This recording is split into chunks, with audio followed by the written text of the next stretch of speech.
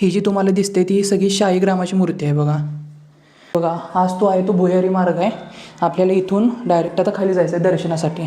नमस्कार. तर तुम्ही मागच्या व्हिडिओमध्ये रामलिंग बेट बहेचा ब्लॉग बघितला असेल आणि तुम्ही आजचे व्हिडिओ बघणार आहे ते नरसिंगपूरचा ब्लॉग बघणार आहे. हार्डली रामलिंग बेटपासून 1 किलोमीटरच्या अंतरावर आहे. तर आजचा ब्लॉग हा चांगला इंटरेस्टिंग असणार आहे. त्यात मी नरसिंगपूरचे जे मंदिर आहे ते पण खूप प्राचीन मंदिर आहे. तर त्याचा मी तुम्हाला इतिहास वगैरे सगळा पुढे सांगणार आहे. तर चला आपण जाऊया नरसिंगपूरला. हे जी तुम्हाला कमान आहे नरसिंगपूर मंदिराची, चला आपण करूया. तर आम्ही नरसिंगपूर मंदिरात आलेलो आहे. ही तुम्हाला दिसते ही ते पाठीमागं आहे ते प्रवेशद्वार आहे. आणि मगाशी आम्ही तुम्हाला दाखवलं ती कमान आहे, तिथून आपल्याला आत यायचं आहे. आणि हे आहे ते प्रवेशद्वार, इथनं आपल्याला आत जायचं आहे. चला आपण निघूया आत जाऊया. हे बघा हे तुम्हाला दिसतं हे प्रवेशद्वार आहे, इथून आपण आता जाऊया आत आलात की इथे तुम्हाला एक चप्पल स्टँड दिसेल आणि इथून आहे तो एंट्रन्स आहे मंदिराचा, इथून आत जायचं आहे. हे बघा हे आपण आत मंदिरात आलेलो आहे. कुठनं आत आहे?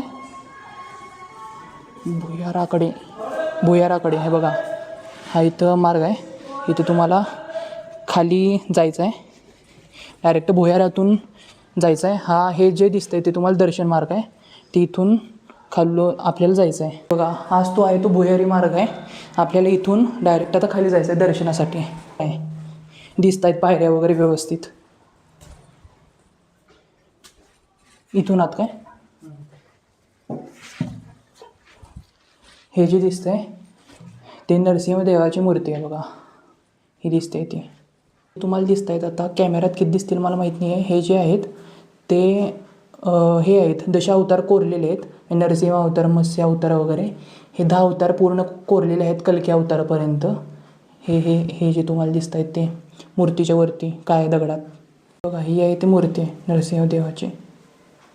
तर आपल्याला हे लहान पोरं भेटलेले आहेत आणि आत्ता मला ह्यांनी विचारलं की यूट्यूबला तुम्ही ब्लॉग करता का, एकदा सबस्क्राईब करायला सांग चॅनलला. सबस्क्राईब करा, शेअर करा. चॅनलला सबस्क्राईब करा, शेअर करा. आता माझं ऐकत नाही ते ठीक आहे, आता लहान पोरांचं तर एकदा ऐकायला लागतंय. चला थँक्यू. पारखी बोर्ड सांगणार आहेत. हां सांग काय म्हणलास. तिथनं पैसे टाकले की हां त्या नरसेच्या पायातच पैसे पडतात तिथे. होय पायात पैसे पडत आहेत. हो कुठनं इथून टाकल्यावर का वरून. हो. बरं आणि कितवीत आहे तुम्ही बाकी. तिसरीत. कुठल्या शाळेत आहे. मराठी शाळेत आहे. हो. बरं ठीक आहे. ही जी तुम्हाला दिसते ती सगळी शाळीग्रामाची मूर्ती आहे बघा. अवतार वगैरे कोरलेत, मस्त मूर्ती आहे. एकदा तुम्हाला इथे यायलाच लागते त्यामुळं नरसिंगपुरात. जे तुम्हाला मोठं जे हे दिसतंय कायली म्हणतात त्याला, यात जेवण वगैरे करतायत. आणि हे बघा हे अजून लहान पोरं इथंच आहेत. हां जे हे बघा इथून पैसे टाकले ना की मागाशी मी तुम्हाला सांगितलं की मूर्तीच्या पायामध्ये पडतायत ते हे आहे बघा मागं. इथून पैसे टाकले की पडत आहेत बरोबर पायात. बघा इथून मंदिराच्या पाठीमागं आलं ना की तुम्हाला ही कृष्णा नदी दिसेल बघा. मस्त आहे, वारं वगैरे मस्त सुटलं आहे. हे बघा हे आहे ती पाठीमागं कृष्णा नदी हे आहे ते. हां ते तुमचंच आहे काय. हां बाकी चहा पाणी झालं का, नाश्ता झाला का अभ्यास करून पण आलाय होय. भारी बेस्ट. परीक्षा आहेत कधीपासून परीक्षा आहेत. जुलैपासून आहेत होय. मग रिझल्ट जुलैमध्ये आहे होय. हां पास होईल का मग. नाही होणार पास होणार. काय हे नाही आहे, होणार पास होणार. चला जाऊ का, बाय. चला बाय. हे आत्ता मामा आपल्यापाशी आहेत. या मंदिराची आता सगळी माहिती आपल्याला हे सांगणार आहेत. सांगा मामा. हॅलो नमस्कार. मी सुनील कुलकर्णी नरसिंहपूर. या मंदिराचा इतिहास असा थोडक्यात आहे की ही मूर्ती जी आहे ही पराशर ऋषी व्यासांचे जे पिता पराशर ऋषी यांची हे मानसपूजेतली मूर्ती आहे.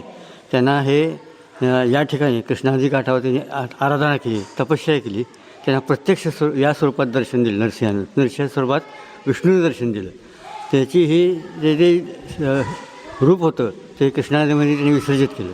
त्याची ही शालिग्राम शिला तयार झाली आणि अंदाजे साधारण 2000 वर्षापूर्वी दृष्टांताने सापडली. दृष्टांत हा असा होता की कर्नाटकातले अंधजोडपं होतं ते इथं त्यांना शाप होता, त्या उशापाकरता इथं आली होती. त्यांनी इथे तपश्चर्या केली. तपश्चर्यामध्ये त्यांना तो दृष्टांत झाला की 1000 वर्षे मी पाण्यात आहे, मला वर काढ. तर ते म्हणजे कसं वर काढ की ज्यामध्ये नदीचे कडबा काष्टा पेंड्यात टाकत जा, ज्या ठिकाणी पाण्यात जाळ होईल तिथे मी आहे.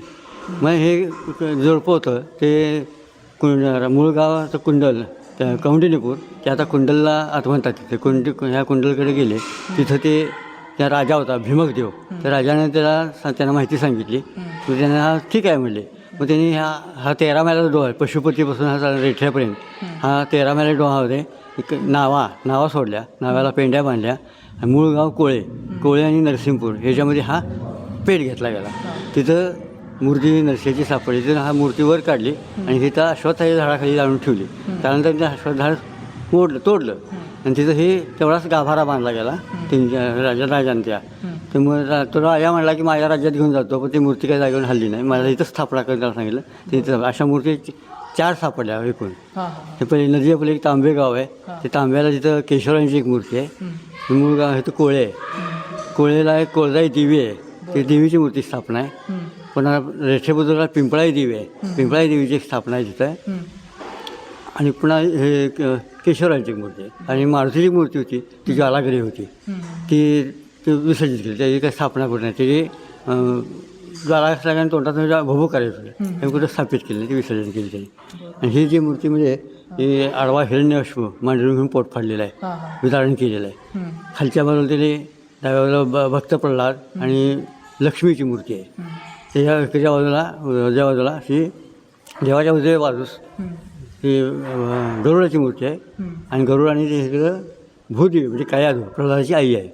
वरती सगळे विष्णूचे 10 अवतार दशावतार कोरलेले आहेत. मत्स्य कूर्म वराह नरसिंह वामन परशुराम आहे, राम आहे, कृष्ण बुद्ध कल्की असे 10 अवतार कोरलेले आहेत त्याच्यामध्ये. हां, असं पण म्हणतात ना की पैसे टाकले की ते डायरेक्ट ते जुना मार्ग भुयारी मार्ग होता. त्या भुयारी मार्ग हे बांधकाम 3 पिढ्या चाललं होतं. 3 पिढ्या. कारण आज्याने सुरुवात केली, नाताने संपवलं. हे तिथं शिलालेखावर नाव आहे तिचे. त्याचं नाव असं आहे की भानू तुकदेव, त्याचा पुत्र भानू गोपाळ, त्याचा पुत्र भानू भास्कर, अशी ही 3 पिढी नावं तिची कोरलेली आहेत तिथं. आणि हा भुयारी मार्ग हा वेगळा होता, तुम्ही तिकडे बघितलं नाही, त्या बाजूला आहे. त्या भुयारी मार्गाचं बांधकाम 3 पिढ्या चाललेलं होतं.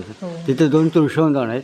तुळशी एका खाली बरोबर मूर्ती आहे, दुसऱ्या समोरच्या ह्याच्यातनं पैसा सुपारी वगैरे टाकले देवाच्या पायापाशी, त्या खाली भुयापर्यंत जाते. भुयापाशी म्हणजे बाहेर पडते, भुयारापाशी भुयार पडते. तार उघडा असलं टप्पा टाकून आत सोडतात असे पडतात. तर धन्यवाद मामा, ही एवढी चांगली माहिती दिल्याबद्दल. आम्हाला पण ॲक्च्युली माहीत नव्हतं की म्हणजे या मंदिराचा इतिहास. मी पण ॲक्च्युली पहिल्यांदाच आलो आहे, तर या मामांनी माहिती दिली, तर तुम्हाला पण ती कळेल आणि मला पण चांगल्या पद्धतीनं कळाली, तर धन्यवाद. तर चला, मी मंदिरातून बाहेर आलेलो आहे माहिती वगैरे सगळी घेऊन. तर तुम्हाला आजचा हा व्लॉग कसा वाटला? जर चांगला वाटला असेल तर प्लीज चॅनलला एक लाईक, शेअर आणि सबस्क्राईब करा. आणि उद्याचा इंटरेस्टिंग असणार आहे यापेक्षा व्लॉग. आम्ही उद्या सागरेश्वरला जाणार आहे, तर तो पण व्लॉग बघा आणि सबस्क्राईब करा. सगळ्यात तुम्हाला पहिले नोटिफिकेशन येण्यासाठी प्लीज सबस्क्राईब करा चॅनलला. तर इथंच हा व्लॉग थांबवतो. बाय.